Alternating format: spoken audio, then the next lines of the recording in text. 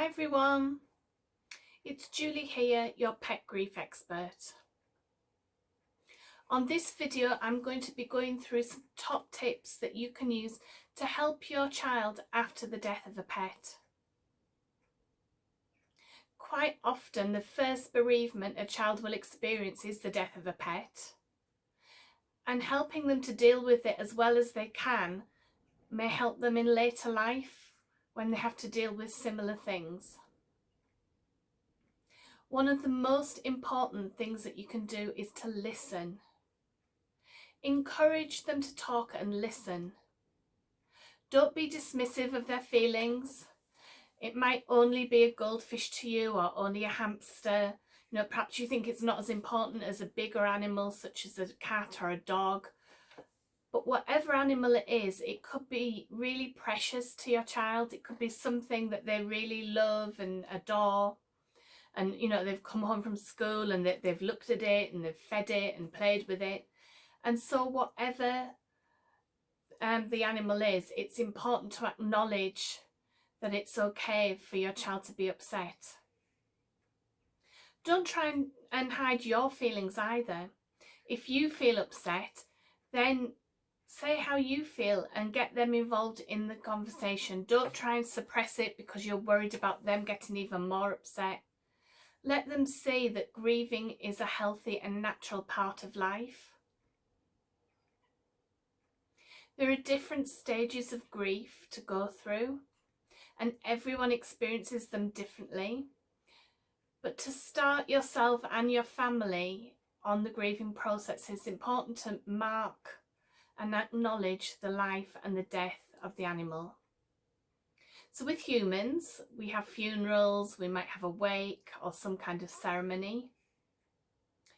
With an animal, it's important to mark the occasion too.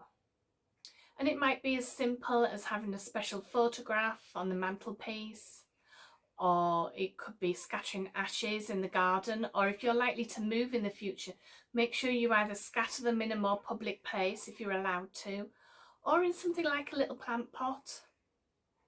If you're going to bury the animal, make sure that you're going to do it somewhere where the grave won't be disturbed. If you have wild animals that come in and out of your garden, be very careful before you bury anything. You don't want to come out one day and find the remains of your fur baby lying on the lawn because there's been a mole there, or a fox, or even somebody else's cat or dog. Be very careful if you're going to bury the animal. You might not want to do any of those things. Perhaps you left your pet with the vet, and that's fine if that's right for you and your family. Nobody's saying you have to bring the ashes home or you have to bring the body home.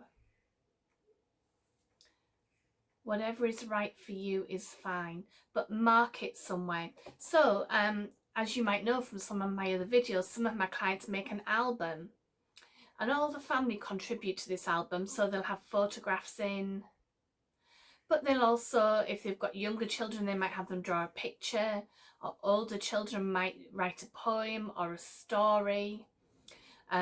Some children or even adults put their screensaver on their laptop or their desktop as a pet, as a photograph of their pet, to remind them every day how much love they had. And this is not designed to upset you every time you look at them. The idea is that you are acknowledging you had a wonderful life with them and they had a wonderful life with you. And there is a saying, it's better to have loved and lost than never to have loved at all. And I think that goes really well with pets. It's better that you had the love and the life of your pet, even if now you're experiencing grief, than never to have had them at all. And you can explain that to your children. Tell them, isn't it better that you had them? Would you rather have never had them in the first place? And get them to talk about it. Also, look to see if any changes in your child's behaviour. So if they're normally quiet but suddenly they want your attention all the time, that might be a sign that they're upset inside and they're just not saying it. If they're normally outgoing and then suddenly they become very withdrawn and they don't want to talk to anybody, or they're up in their room all the time, that could also be a sign that they're not dealing with the death as well as what you would hope that they would. They might have changes in their appetite, so perhaps they don't feel like eating.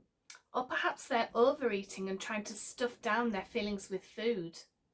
We do it with adults, and children do it too sometimes. Look for changes in their usual behaviour. If they're normally really good at school, are they suddenly getting in trouble?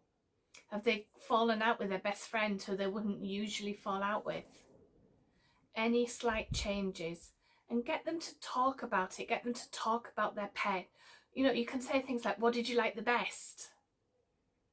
What was the funniest thing that happened? Do you remember last Christmas when they were in and out of all the gift wrap? Think of good memories, good times, and encourage your child to talk about them.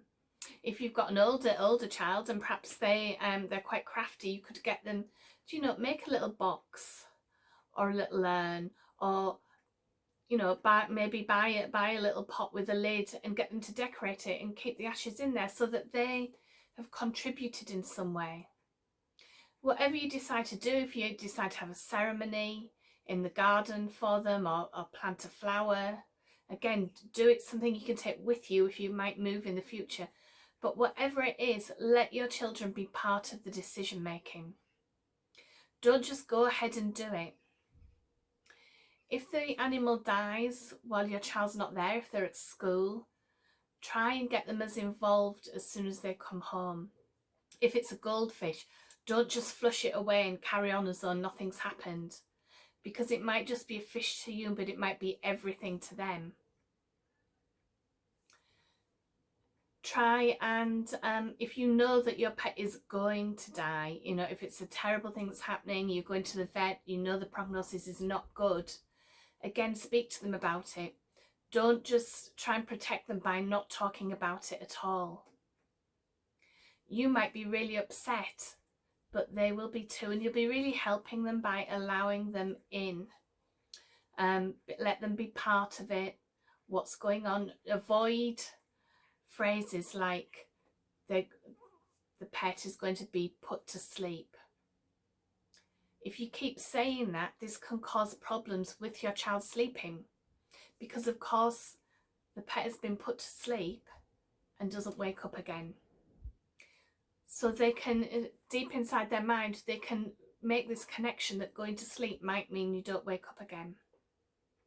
You might find that your child has separation anxiety and wants to be around you all the time, whereas normally they'd be quite independent.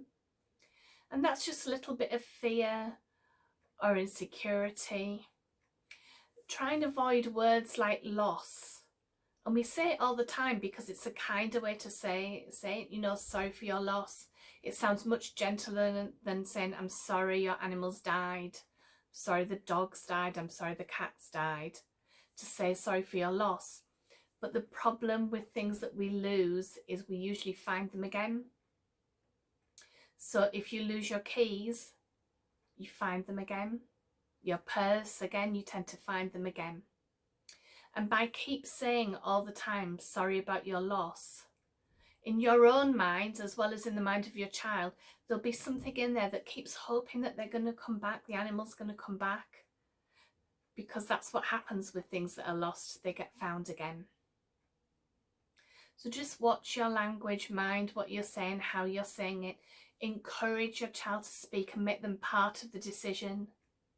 And make some way to mark the life and death of your pet. And I hope that this has helped you. And you can either share it with somebody else if you think it'll help them, or look at some of the other videos if you think they're more appropriate for you. Okay, and take care. And like I say, I hope that this has helped. Bye for now.